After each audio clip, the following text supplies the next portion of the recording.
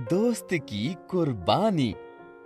एक राज्य में श्याम नामक युवक रहा करता था। एक बार उसने राजा के किसी आदेश की अवहेलना कर दी। अपने आदेश की अवहेलना राजा को कतई गवारा नहीं थी। जो भी उसके आदेश की अवहेलना करता दंड का पात्र बनता। श्याम को भी सैनिक बंदी बनाकर राजा के समक्ष ले गए। भरे दरबार में राजा ने उसे मृत्यु दंड सुनाया। अपने मृत्यु दंड पर श्याम बोला, महाराज, आपके द्वारा दिया गया मृत्यु दंड शिरोधार्य है, किंतु मृत्यु पूर्व मेरा आपसे एक निवेदन है, और वो ये है कि मुझे कुछ समय प्रदान किया जाए ताकि अंतिम बार मैं अपने परिवार से मिल सकूं।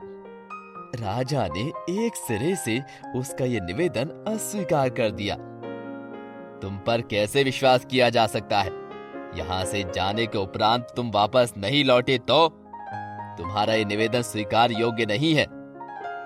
राजा के ये कहते ही राज दरबार में उपस्थित प्रजा में से एक युवक सामने आया और बोला, महाराज, मेरा आपसे निवेदन है कि श्याम को उसके परिवार से मिलने जाने दिया जाए।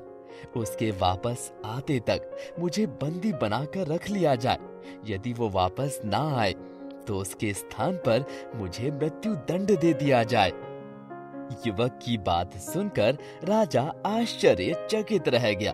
पहली बार ऐसा कोई व्यक्ति उसके सामने था जो किसी अन्य के लिए अपने प्राण देने के लिए तत्पर था।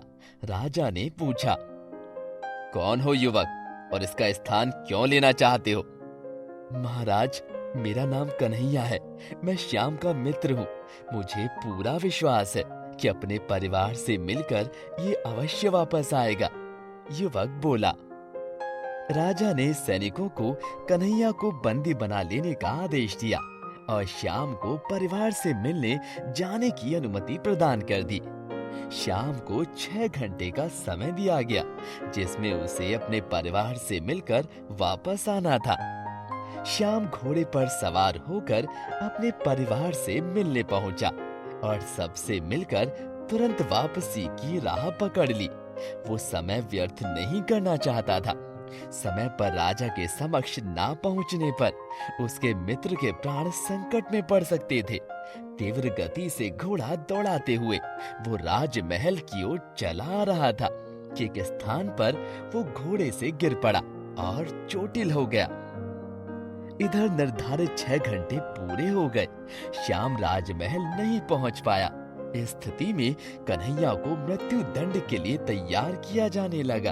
अपने अंतिम समय में कन्हैया ने श्याम का स्मरण किया और आंखें बंद कर ली। वो प्रसन्न था कि वो अपने मित्र के काम आ सका, किंतु अंतिम क्षण में श्याम राजमहल पहुंच गया। वो राजा से बोला, देरी के लिए क्षमा महाराज, मैं घोड़े से गिरने के कारण चोटिल हो गया था।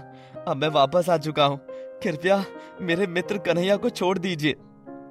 श्याम का कथन सुनकर कन्हैया ऊंचे स्वर में बोला, मित्र, तुम चले जाओ।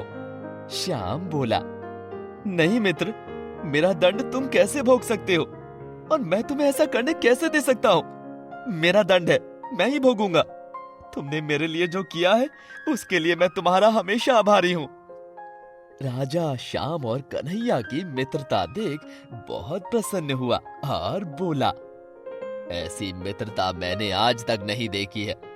मैं तुम दोनों से बहुत प्रसन्न हूँ और घोषणा करता हूँ कि तुम दोनों में से किसी को भी मृत्यु दंड नहीं दिया जाएगा। मैं तुम दोनों को स्वतंत्र करता हूँ। दोस्तों, इस कहानी से हमें ये सीख मिलती है कि सच्चा दोस्त वो होता है जो हर घड़ी आप पर विश्वास करता है और आपके साथ खड़ा होता है।